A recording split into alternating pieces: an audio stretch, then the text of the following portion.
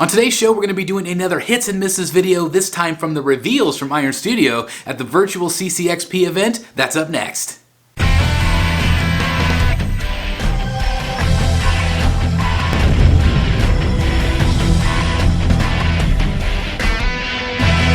Hey guys, it's Chris the Batman Statue Collector, and welcome back once again to Brotherhood of the Bat Collectibles.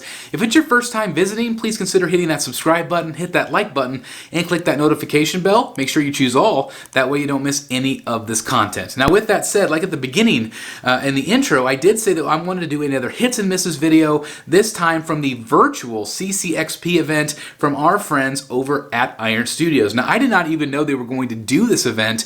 I didn't even see it publicized, but I was so excited, and it lasted like for 5 hours. It was crazy. So if you haven't checked it out, make sure you do so.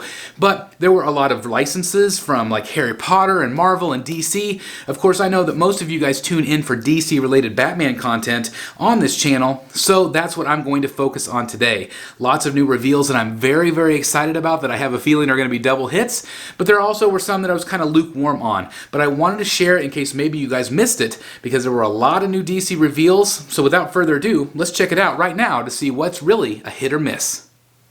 Alright guys, so right off the bat I want to talk about my favorite reveal of the show, and that of course again is going to be a big hit for me, is the 1/3 scale Harley Quinn from Iron Studios. Absolutely fantastic. We didn't actually get to see the statue in physical form, we only got to see renders of her, and of course I'm going to show that to you here.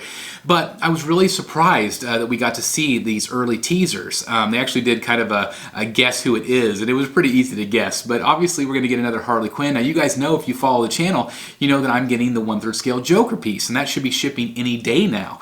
And so this piece would really complement him very well, and I think this is also a beautiful piece that could stand alone as well. But I am really excited about that. Now I am getting the 1/3 scale Prime 1 piece, so I don't know which one I like better. I'm going to have to see more. I'm going to have to see her actually printed out and painted before I decide. But I think she is beautiful. I love the design. I like the base size. It's much, much smaller than some other companies have done with their bases. So that is always a premium to me because space is always limited. But from what I've seen, obviously you're going to have a regular Harley head. You're going to have a Jester head. It's very, very cool. It's very modern looking, and I just like the look. I think the pose is really cool as well. Obviously there's going to be some different swap outs. I think it's definitely going to be a hit. I think a lot of people are really going to like it. I think the price point is probably going to be very good as well if it's anything like the Joker, because it was a really good price point. I mean, they had a really good like 10% off sale, so we'll see. But I was really impressed with that piece overall, so for me it is definitely a hit. Okay, let's move on to the next piece then. The next piece is also a big hit for me, and this is a 1/6 scale. That's right, a 6 scale Dark Knight Returns. This thing is crazy good looking. I love what it looks like. I like the paint applications. It's a little bit more bold than than the other versions I've seen. The base is really cool as well. And you guys know, if you follow this channel, you guys know that I'm not necessarily a big Dark Knight Returns fan. Like, it's not my favorite art, it's not my favorite story, but I know so many of you out there that is your favorite, and you love that version of Batman, that old grizzled version. He's ripped to shreds. You can see the blood all over him. He looks fantastic. But one thing I'm most impressed with is the size. And I don't know how many 1/6 scale pieces Iron Studios ever done. I can't think of any. I'm sure there have been some. So it'll be real interesting to see if they continue on with that scale. But I think it's a nice footprint. I personally prefer it way more than the 1/10. I feel like 1/10 is good, but it's way too small for my collection. But this is something I would maybe consider with the right piece. Again, this is one that I wouldn't necessarily add to my collection, but I think it's still a very well done, beautiful piece. And I love that there's different swap outs with the heads. I think that is really nice. I just think this is going to be a very big hit for Iron Studios. And I do think it's going to be very well received by the collecting community. So I tip my hat again to them, and I'm really excited that this is a new piece for you guys, because I know you're going to love it. So anyway, it was a hit for me, even though it's not necessarily one that I'm going to pick up. Okay, so let's move on to the next piece that I was really, really excited about, actually. They announced a Batman the Animated Series license. And you guys know I love Batman the Animated Series. It has always been near and dear to my heart, and they're going to be doing a Batmobile. Now you guys know that they did a Batmobile 89 with also a 1/10 scale. So this is a 1/10 scale Batmobile, a 1/10 scale Batman 89 Batmobile. If you remember correctly, like that's $1,000, which I thought was a little bit overpriced. Some people disagree with me on it for what it is, but with that said, I'm very excited that they're also doing a Batmobile, and I'm assuming it's going to be a similar price point, maybe not quite as much. We will see, but it does obviously come with the animated series Batman figure as well.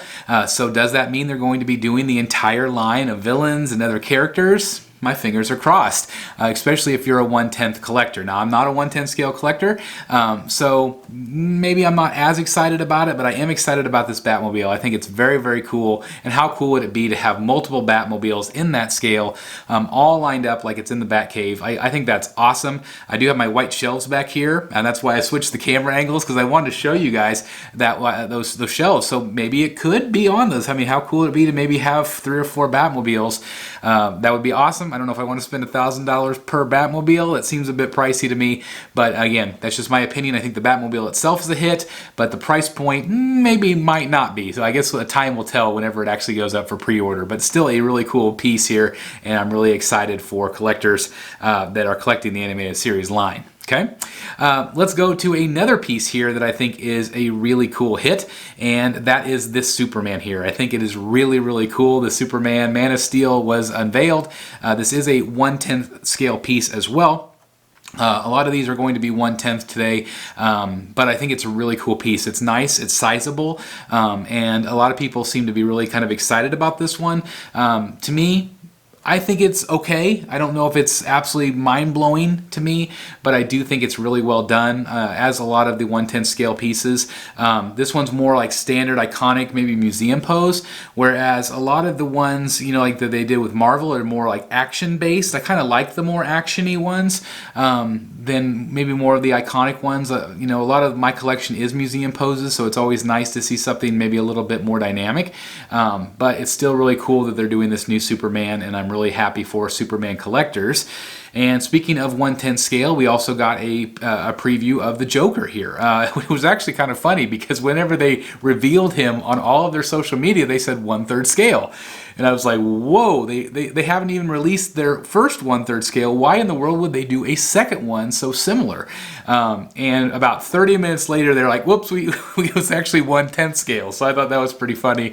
We all make mistakes, but that was, you know, it was like, whoa, that's crazy. So this is 1/10 scale. It is confirmed 1/10 scale. And so this is, you know, obviously very cool. If you're collecting 1/10 scale pieces, this is a no-brainer to add Joker to your collection. It's really cool. It's dynamic.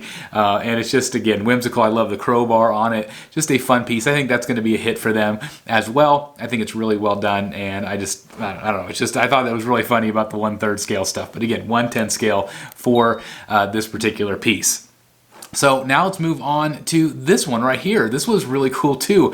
I'm a massive Batman Returns fan. I love Danny DeVito as the Penguin. I love Michelle Pfeiffer as the Catwoman, but obviously we got this reveal here of the Danny DeVito Penguin. I think it's really, really cool. I love it. The base is really neat. There's only one thing that bothers me about the base is I don't feel like the duck is in scale with the character. I feel like it should have been bigger. Maybe even had Penguin inside the duck. Like how cool would that have been? I think that would have been a better base because I feel like the duck is just underscaled compared to Penguin himself. So that would bother me a little bit. It might not bother you. I know a lot of people really liked the base, but that is something that does bother me. But overall, I think it's a hit. But that base, I think the duck would have been cooler. I want to know your thoughts down below. Do you think the duck would have been cooler? Come on, the duck would have been cooler, right? I think so. But then we also got the Catwoman here.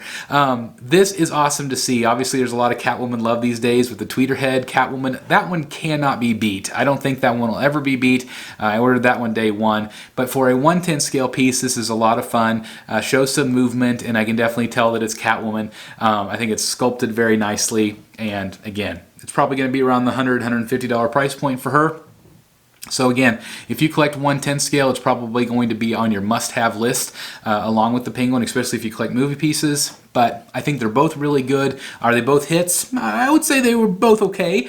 I don't know if they're like, end all be all, but it's obviously nice, especially the Penguin, because Penguin is not done all that often, and he's definitely somebody that I want in a premium statue. And so my fingers are crossed that Tweeterhead or somebody like that will do a Penguin like that, or even maybe a life-size bust would be incredible. But anyway, I think both of these pieces are really, really good, and so I guess you can call them hits. Ish. Alright then, speaking of another movie piece in 1/10 scale, we have the Heath Ledger Joker. This piece is, I feel like, just okay. I feel like it is really cool. The fact that they're doing this character, the base is very different and unique. It's kind of more of a, Joker in stride. Did they capture the likeness perfectly? No, I don't feel like they did. I feel like maybe it could have been more dynamic. It would have been maybe cooler to have like the machine gun pointing at the bat pod. That would have been maybe cooler. But again, it's something neat. I think it will match up really nice with their other Dark Knight pieces that have kind of that higher base, and this is obviously meant to kind of complement that.